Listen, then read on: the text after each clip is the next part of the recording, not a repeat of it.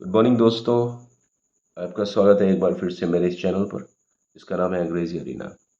अपनी बात को विस्तार देते हुए आइए हम कुछ और बातों को जानते हैं। ये मैंने आपके सामने कई सेंटेंसेस लिखे हैं। ये ए है और ये बी है। 1A और ये 1B। ठीक है, 1A 1B।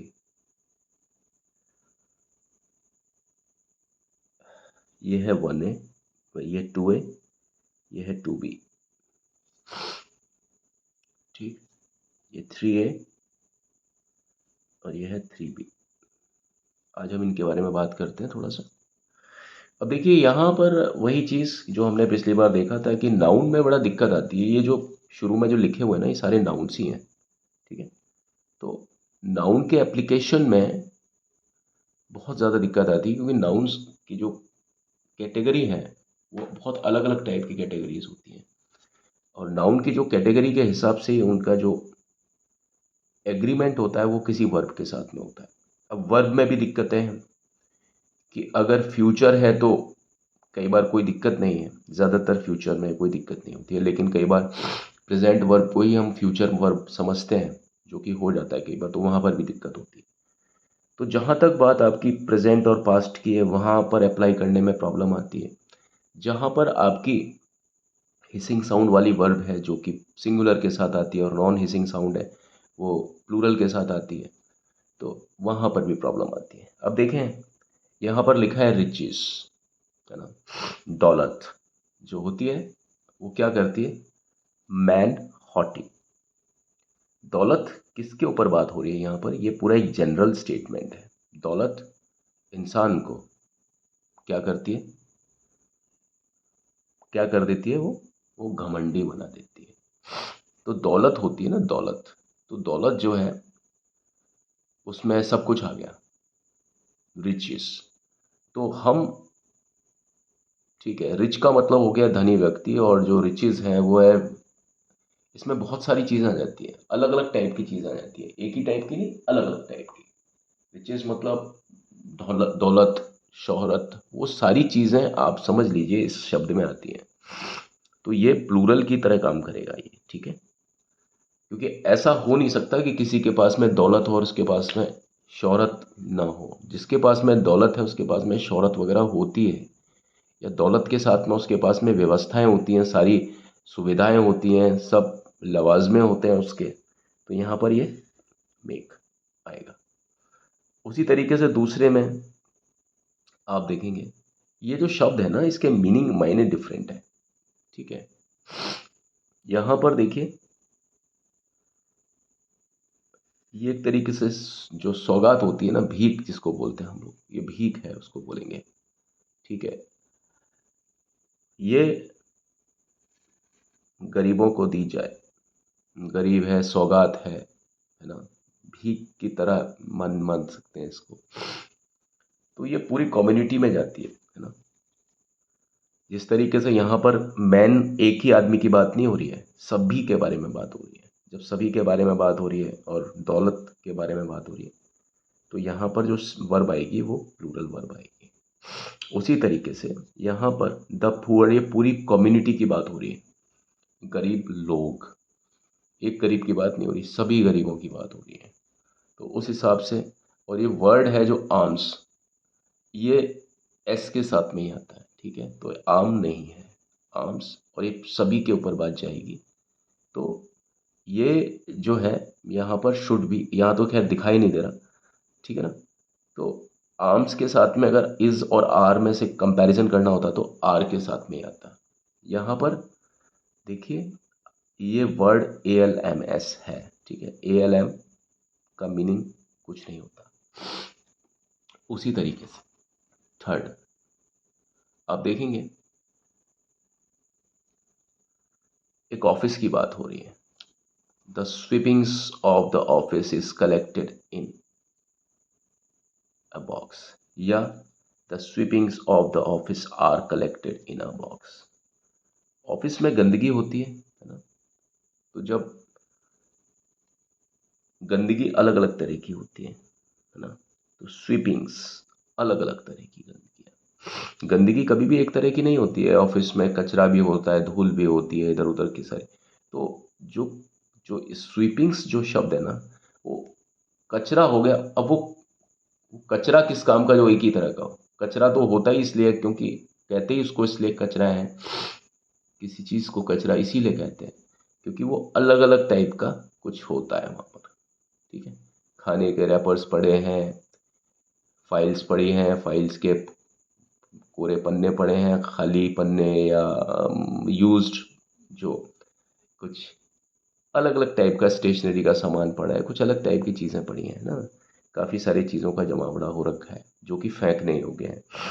स्वीपिंग्स उनको बोलते हैं। और स्वीपिंग शब्द नहीं होता, स्वीपिंग्स शब्द जैसे सराउंडिंग्स होता है, जैसे इनिंग्स होता है, उसी तरीके से जब तक स्वीपिंग्स ना आ जाए ना, तो ये शब्द अपने आप में कोई मीनिंग नहीं रखता। ठीक है, स्वीपिंग्स मतलब जो काम स्वीपर करता है। स्वीपर क्या करता है, स्वीपिंग्स के काम करता है। ठीक है, तो स्वीपिंग्स जहाँ तक ऑफिस की बात है तो वहाँ पे अलग अलग टाइप का, या कहीं पर भी जो कचरा होता है वो अलग अलग तरह का ही होता है। तो उसके साथ में आर वाली जो वर्ब है ना, वो ज़्यादा ठीक रहेगी, ज़्यादा सही है। ठीक है, अब हम अपनी बात को आगे बढ़ाते हैं। यहाँ देखिए, यहाँ पर लिखा है माई ट्राउज़र और माई ट्राउज़र्स। यहाँ वॉज और इज़ है, यहाँ वर्ड और आर है, जनरली वेरी चीप। अब ट्राउज़र्स क्या होते हैं, आप पहनते हैं ना ट्राउज़र्स, यानी जो आप पैंट्स वगैरह पहनते हैं उनकी बात, ट्राउज़र्स उसको बोलते हैं। ठीक है, अब ट्राउज़र्स हो गया। अब ट्राउज़र्स है, उसका आपने शेप देखा है ना कैसा होता है। ट्राउज़र्स को दोनों पाँव में पहना जाता है, एक पैर और दूसरा पैर, उसको बोलते हैं ट्राउज़र्स। उसी तरीके से जीन्स, एक पैर और दूसरा पैर, दोनों मिलकर के आप उसको कमर पर लेकर के आते हो, और उसको आप या तो पैंट्स बोलते हो या जीन्स बोलते हो। इस तरह का कोई आपके सामने मान लीजिए एक पैंट्स, ठीक है, या शॉर्ट्स है, एक पाँव के लिए ये, और ये एक दूसरे पाँव के लिए, यानी ये जो है, ये इसको अगर हम क्रॉस करेंगे ना, क्रॉस सेक्शन, इसको बीच में से बाइसेक्ट करेंगे, एक टांग ये और एक टांग ये, और ये ऊपर कमर आ गई। कमर पर आपके ये, आप इसको फिक्स कर लेते हो, फिट कर लेते हो, और नीचे आपकी दो टांगें होती हैं, एक और ये दो। अब टांगें दो ही होती है ना इंसान की, दो टांगें मतलब या तो वो पैंट्स है, एक तरफ के को बोलते हैं पैंट, दूसरे तरफ को बोलते हैं पैंट, दोनों मिलकर के पैंट्स। एक तरफ को जीन, दूसरे तरफ को जीन, दोनों मिलकर बोलते हैं जीन्स। एक तरफ को बोलते हैं ट्राउज़र, दूसरी तरफ को ट्राउज़र, दोनों मिलकर के ट्राउज़र्स। एक तरफ को शॉर्ट, दूसरी तरफ को शॉर्ट, दोनों मिलकर के शॉर्ट्स। ठीक है, उसी तरीके से शूज़, एक जूता दूसरा जूता, दोनों मिलकर के शूज़। सॉक्स, SOCKS, वो भी यही है, दोनों पाँव के मोजे, सॉक्स। ठीक है, तो कुछ शब्द हैं जो जोड़े के साथ में ही आते हैं। जब हम पैंट्स पहनते हैं ना, तो उसको पैंट्स बोलेंगे हम लोग, जैसे इसको यहाँ पर बोलेंगे ट्राउज़र्स। और जब हम ट्राउज़र्स बोलेंगे ना सीधा, तो हम इसको ट्राउज़र्स के साथ में वर या आर लगाएंगे, हम वॉज या इज़ नहीं लगा सकते। ठीक है, ट्राउज़र्स मतलब एक ऐसी चीज़ जो कि दोनों पाँव में पहनी जाती है। एक व्यक्ति बेचारा जो दिव्यांग है, जिसके दो टांगें नहीं है, एक ही टांग है, लेकिन अगर वो खरीदने जाएगा पैंट्स को या वो सिलवाने जाएगा, तो ऐसा तो नहीं है कि जो टेलर है वो उसका एक ही तरफ का वो बना करके उसको दे देगा कि जा भाई पहन ले, तेरी दूसरी टांग तो है ही नहीं। या वो खरीदने जाएगा पैंट्स, तो ऐसा तो है नहीं कि शॉपकीपर बोलेगा कि आप तो एक ही तरफ का ले जाओ, दूसरा मेरे पास कटवा करके छोड़ जाओ, क्योंकि आपको तो एक ही टांग है और आप एक ही टांग में पहन लेना। ऐसा नहीं, उसको भी दो ही, ये इस तरह का ही शेप मिलेगा। ठीक है ना, पैंट्स का, जिसमें एक टांग और दूसरा टांग।